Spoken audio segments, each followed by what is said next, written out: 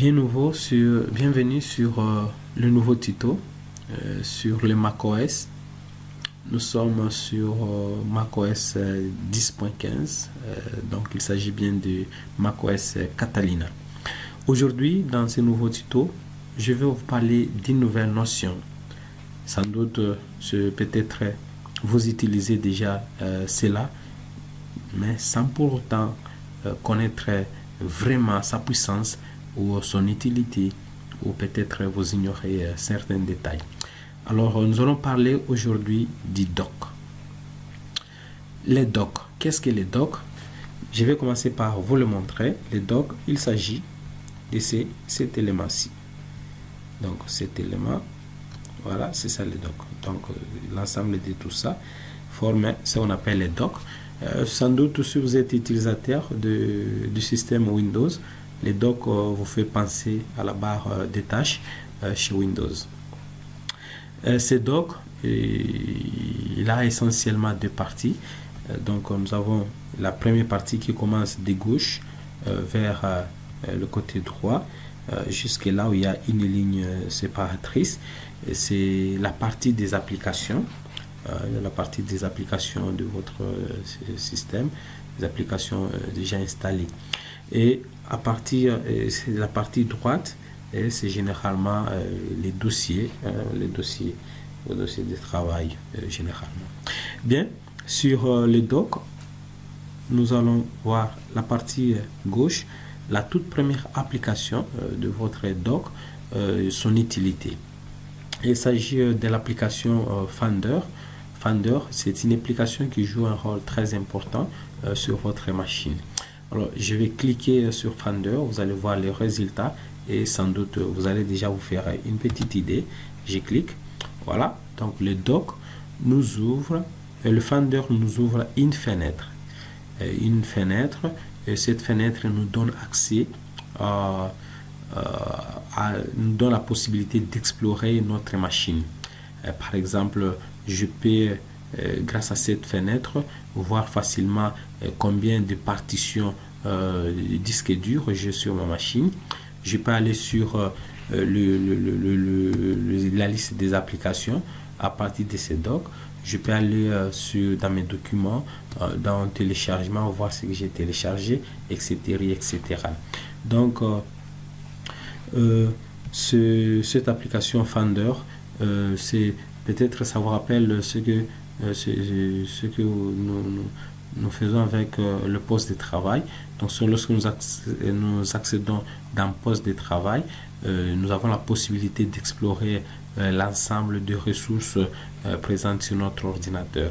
Donc le Finder me donne le même résultat. C'est comme si j'accède au poste de travail dans les langages de Windows. Voilà. Et après les docks, il y a son voisin, cette application aussi Launchpad. Le Launchpad, il nous aide aussi, et je le clique. Voilà, il nous aide à accéder aux applications to launch. Launchpad, généralement, lancer une application. Ça donne la liste des applications présentes sur notre machine. Des applications natives, c'est-à-dire qui viennent avec votre système d'exploitation, mais également des applications que vous-même vous avez téléchargé. C'est le cas notamment de l'application WhatsApp, l'application VLC, l'application Adobe. Ce sont des applications que j'ai téléchargées par la suite. Donc le Launchpad, quand je les clique, il me donne cette liste des applications et je peux cliquer sur une application de mon choix ou sur l'application. Il peut arriver que j'ai plusieurs applications qui ne peuvent pas s'afficher du coup sur mon écran. Une partie est masquée sur deuxième, troisième page.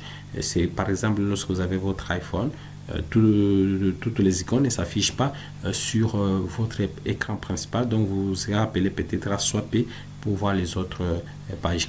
Alors, si je connais les noms de l'application que je cherche, je n'ai pas à me creuser la tête trop.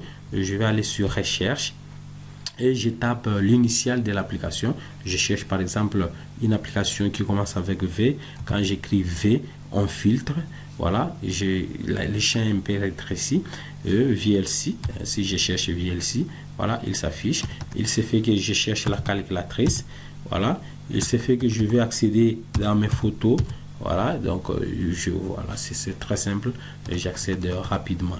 Donc les Launch me donne l'accès au portail de mes applications, les applications présentes sur ma machine. Je vais vous donner un autre indice très important. Par exemple, vous voulez savoir quelles sont les applications qui sont en cours d'exécution. Voilà, l'astuce est simple. Regardez sur votre Launch. Nous avons dit c'est presque comme l'équivalent de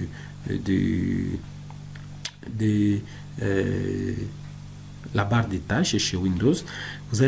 Nous prenons l'application, regardez juste en dessous de l'application en question. Nous prenons par exemple le Launcher, le Finger, le Finder. En dessous, vous voyez, il y a un pointier noir. Ça signifie que l'application Finder est en cours d'exécution. Je vais cliquer sur le bloc-notes par exemple. Quand je clique sur bloc-notes, voilà, vous voyez le pointier noir, il est là, il apparaît. Alors je ferme bloc-notes et automatiquement vous allez voir le pointier noir disparaître aussi. Donc c'est un indicateur qui me montre quelles sont les applications qui sont en cours d'exécution. Sur le dock, je peux y ajouter des applications, tout comme je peux y enlever les applications. Rappelons-nous, le dock, il est là. Les applications que nous mettons sur le dock, c'est généralement les applications que nous utilisons au quotidien, régulièrement. Alors, ça nous permet d'y accéder rapidement au lieu d'aller les chercher. Alors, mettez sur le dock les applications que vous utilisez rapidement, ça va vous faciliter l'accès à votre ordinateur. Donc, si par défaut, les applications qui figurent sur votre dock, que macOS a mis par défaut, ne vous semblent pas vraiment utiles à vos besoins, vous pouvez sans difficulté supprimer cela sur le dock. Par exemple, si je me rends compte que je n'utilise pas FaceTime, je peux l'enlever, il n'y a pas de problème. Alors, je n'ai qu'à faire clic droit sur FaceTime, je vais sur Options et je prends Supprimer. Voilà, le FaceTime n'est plus là.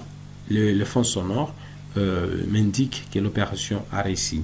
Si par exemple je n'utilise pas les podcasts, je fais clic droit sur le podcast, je vais sur Options et j'ai dû supprimer. Voilà, il part sans problème. Si je vais enlever la corbeille là-bas, je n'ai qu'à faire. Voilà, je ne sais pas enlever la corbeille. Ah, je ne sais pas l'enlever. La corbeille est têtue. Voilà, c'est un peu ça. Bon, admettons, je vais ajouter maintenant une application sur mon dock. Voilà, je vais sur Launchpad. Voilà, il me donne la liste.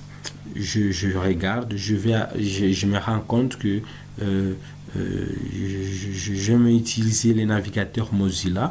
Par conséquent, je vais mettre ça sur mon dock. Alors, je vais aller sur Mozilla.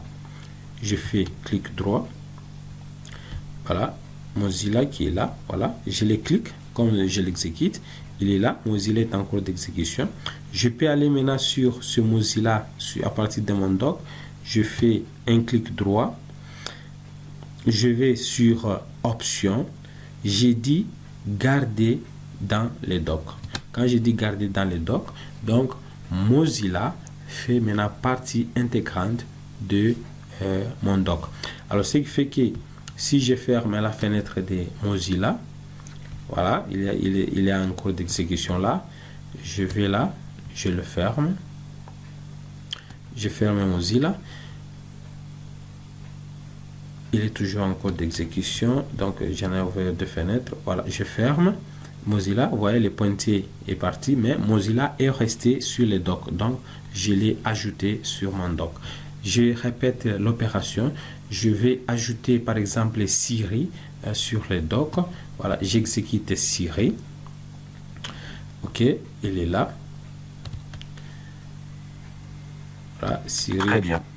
On attend que je puisse lui donner des ordres. Alors, pour l'instant, je n'ai pas les ordres à lui donner. Il est là, il est au-dessus là. Je ne vois aucune app correspondant à cela. Vous pouvez essayer de faire une recherche sur l'App Store. Ok, Siri. Ou bon, je change de choix. Je prends par exemple VLC. Voilà, il est là, il est exécuté. Je fais clic droit. Je vais sur option et je dis garder sur le dock. Donc ce qui fait que quand je ferme la fenêtre des VLC, lui il reste sur le dock, il ne part pas, il est maintenant application et à partir de mon dock. Nous pouvons aussi faire quelques paramétrages de notre dock. Si je vais les paramétrer, qu'est-ce que je vais faire? Je vais sur le menu pomme, j'entre dans préférences système. C'est comme lorsque nous accédons chez Windows dans panneau de configuration. Voilà, dans préférences système, je vais chercher dock. Il est là. C'est le troisième option sur la première ligne. Voilà, je les sélectionne. Voilà, je suis sur le dock. Par exemple, je peux diminuer la taille de mon dock. Voilà, je peux les diminuer, comme vous voyez là. C'est plus trop lisible. Je peux agrandir, diminuer comme je veux. Vous voyez, quand je mets le pointeur sur le dock, il fait le mouvement d'agrandissement, le mouvement des zooms. Alors, c'est grâce à cette option qui est cochée. Si je décoche, quand je rentre là, voilà, il n'y a plus le mouvement d'agrandissement. Bon, excusez-moi, moi, j'aime agrandir. Nous pouvons également changer l'emplacement par défaut. Dock est en bas sur notre bureau. Je peux dire, j'aimerais qu'il soit à gauche. Voilà, il est là à gauche. J'aimerais qu'il soit à droite. Il est là à droite sans problème. Je peux aussi dire, j'ai besoin quand je fais un double clic sur la barre des titres d'une fenêtre, je précise l'action. Là, c'est zoomé. Je peux dire aussi quand je fais double clic sur la barre d'une fenêtre, qu'on place cela sur le dock. Bon, nous allons d'abord essayer sur l'option zoomer. Voilà, nous entrons, je vais entrer dans une fenêtre au hasard. Voilà, j'entre par exemple dans la fenêtre application. Alors, quand je fais double clic, vous voyez, il se zoome. Quand je fais double clic encore, il diminue les zooms. Voilà, c'est cet effet-là. Voilà, je peux aussi changer l'option. Je dis quand je fais double clic sur la barre des titres, et automatiquement, tu envoies cela sur le dock. Voilà, je retourne d'abord à la disposition. Voilà, je rentre par exemple sur la fenêtre, je fais double clic. Voilà, vous regardez, il a envoyé directement là-bas. Donc ça c'est une configuration que je peux faire là. Voilà, je peux retourner l'option de zoom et il y a les autres là. Par exemple, afficher l'indicateur des applications ouvertes. C'est ça, c'est qui affiche les pointillés noirs sur une application qui est en cours d'exécution. C'est grâce à cela. Si je décoche cette option, vous voyez, il n'y a plus d'indicateur. Pourtant, il faut mettre les indicateurs. Question de voir quelles sont les fenêtres que nous avons ouvertes, que nous avons oublié de fermer et nous les fermons sans problème. Voilà, donc en gros, voilà ce que nous pouvons savoir sur les docks. Les docks qui est c'est une disposition très utile qui nous aide à vraiment bien travailler sur notre machine. Voilà, je vous dis ciao, à plus tard pour un nouveau tuto. Surtout, n'oubliez pas de vous abonner sur notre chaîne. C'est une façon pour vous de nous soutenir.